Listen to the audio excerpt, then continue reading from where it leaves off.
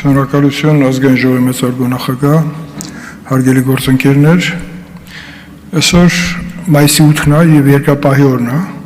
Ես ավանդույթի ես պետք է լինեի երաբլուրում իմ ընկերների հետ, ովքեր դեռ ողջ են, իսկ մեր ընկերները, որոնք մահացած են, արդեն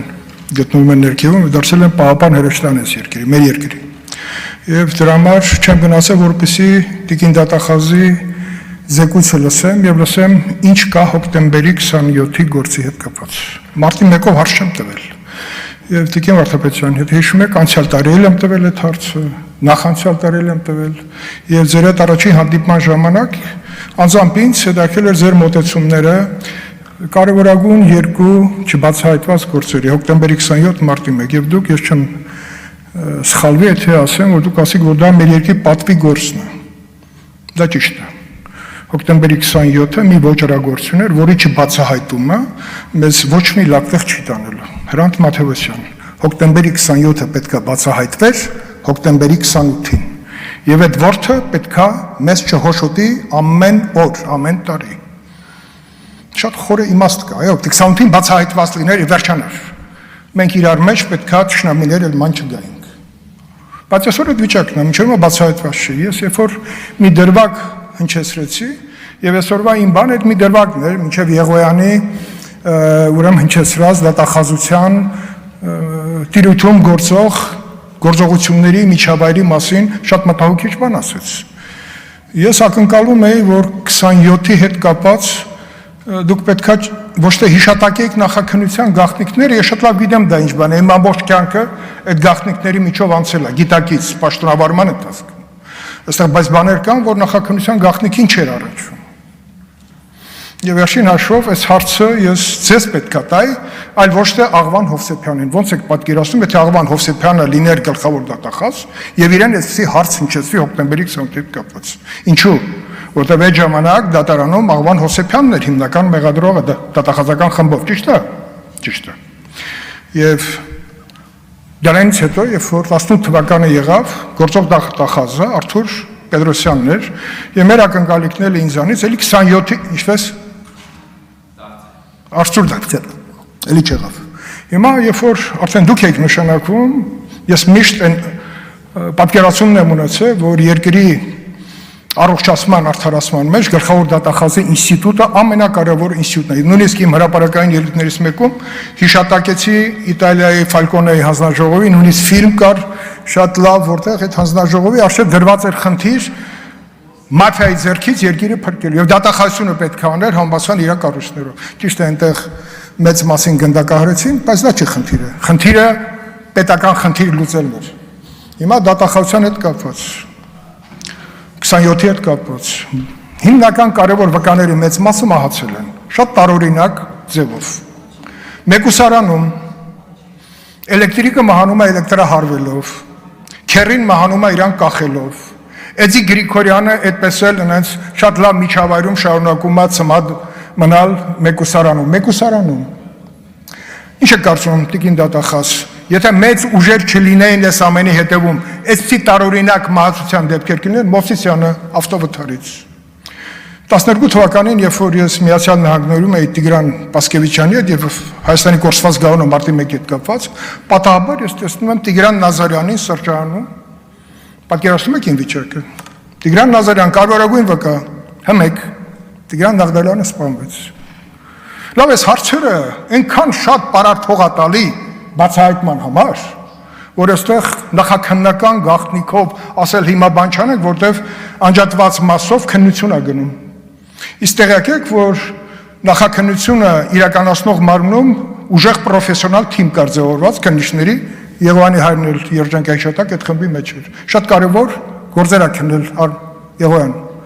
Նաև Սամվել Հովհաննիսյան կար, որը նաև քննության ընթացքում դուրս էր եկել KGB-ի մեջ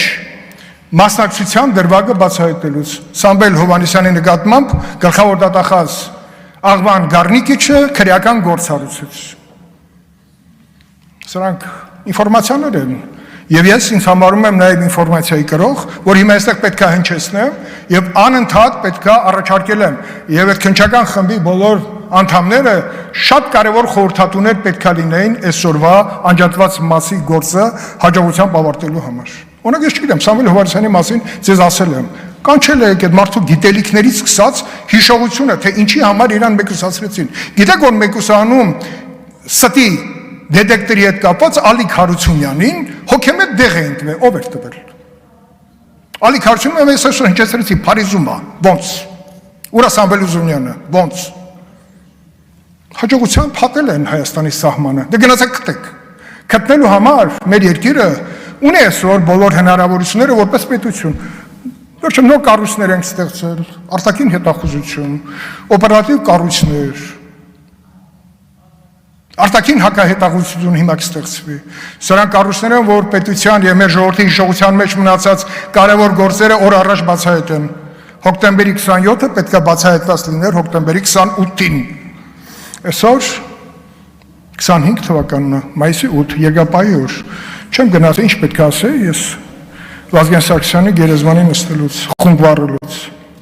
Էմոցիոնալ բան եմ ասում, բայց դա իրականում գոյություն ունի շատ շատերի հիշողության մեջ։ Ուր ուզում եք մտեք, ասում են 27-ը դատավարությունը արագացված, նույն դատախազության գլխավոր դատախազը ոնց թույլ տվեց, որ Ուզունյանը հիմնական վկաներին ասի չէ, արագ վերջացնում ենք։ Բայց հիմա դատախազությունը անընդհատ բողոքարկում է, կալանք, շատ լավ։ Բայց այն ժամանակ քիչ էին բողոքարկում այդ նույն process-ի արագացման դեմ։ Խնդիր կա, ով էր հրահանգավորել, վերջին հաշվով կար երկրի նախագահ Ռոբերտ Քոչարյան, արագացված process։ Ուզունյանը ոնց հարստացավ անմիջապես, ինչի հաշվին 27-ի արագացված դատավարության, շատ վկաներ չեն լսվել, հանվել են։ Ուզում ասեմ, 27-ը պետք է բացահայտվի, ինչպես նաև մարտի 1-ը, որը դատավարության այսպես մանիպուլատիվ ձգձգման շնորհիվ մի անգամ գնաց փակուղի, հիմա կարող է նորից գնա փակուղի, էլի նույն պերսոնաժի հետ գործ ունենք։ Չէ՞ որ ձեռք են բերվել ապացույցներ այն ժամանակ Նայիրի Հունանյանը, որ հետո երբ որ Հայաստանում փոխվեց Ռոբերտ Քոչարյանը նորից եկավ իշխանության Անգլիայի թագուհու կարգավիճակից, երբ որ Արամ Սարգսյանին հրաժարականը ստորագրեց, դրանից առաջ պաշտպանության նախարարին ապօրինի զրկելով պաշտոնից, որովհետև պաշտոնը առանց վարչապետի համոզություն չէր կարող լինել, բայց հերթականություն այդպես եղավ եւ սկսվեց արդեն դատավարության process-ը։ Իմիջիալոց ես ասեմ, 2000 թվականի փետրվար ամսին Հայկական ժամանակ թերթում մի հատ հրաշալի վերլուծություն կար Արմենակ Միքայելյան հեղինակի կողմից։ Չեմ հիշում, ձեզ ասել եմ, որ այդ հոդվածը մի հատ նայեք։ Լրջագույն վերլուծություն հոկտեմբերի 27-ի հետ կապված։ Պողոս Պողոսյանը, Նայիրի Հունանյանի մայրիկի ընկերը,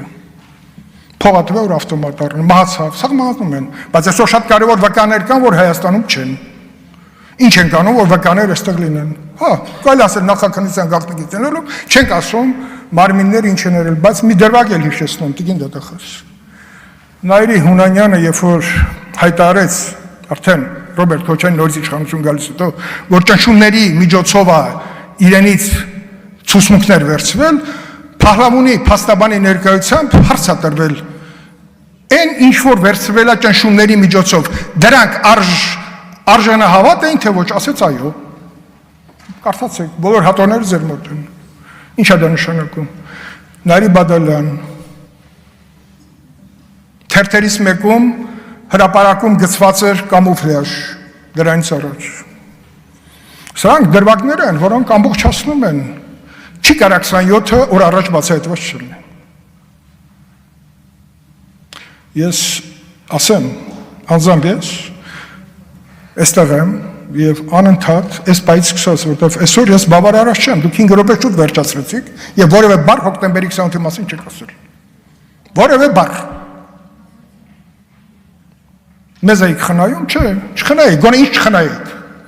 Գագիկ Մերկոնյանին չխնայեք, չգիտեմ ով կա։ Սերյան Օհանյանին չխնայեք, մի խնայեք, տվեք մեզ հեռանկարը օր առաջ 27-ի թեման փակվելու,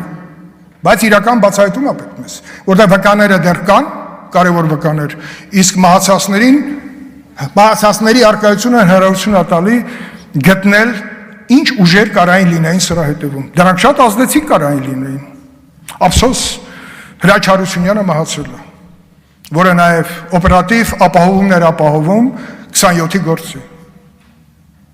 շատ առասվածային, մեկուսարան, հոգեմետ դեղ, Ալիկ Հարությունյան, կեղծիքի դետեկտորը չկարողացան օգտագործեն, հաջորդ օրն որոշեցին եւ չեն օգտագործում։ Արտադրության նախարար Հարությունյան, Ավարտեք։ հա, շնորհակալ եմ։ Ես ուզում եմ ասեմ նաեւ մի դրվագ կապած դատախազության անընդհատ բողոքարկումների հետ կապած, ես բերել էի, որ այդ մասին խոսեի։ Պարոն Եղոյան, դուք շատ ճիշտ եք, ես կտամ մի դրվագ, որը քրեական ենթամշակույթի հետ ոչ մի կապ չունի, կոնկրետ գործի հետ կապ ունի, որտեղ դատախազությունը երկու անգամ բոլոր ատյաններում պարտվել է, եւ երրորդ անգամ նորից բողոք եք ներկայացրել, շարունակեք բողոքել, որի արդյունքում այդ կուկուռուզնիկ կոչվածը երբեք չի կառուցվելու։ Շնորհակալություն։ Շնորհակալություն, հաջորդիվ Թադևոս Սալատիսյան, համեցեք։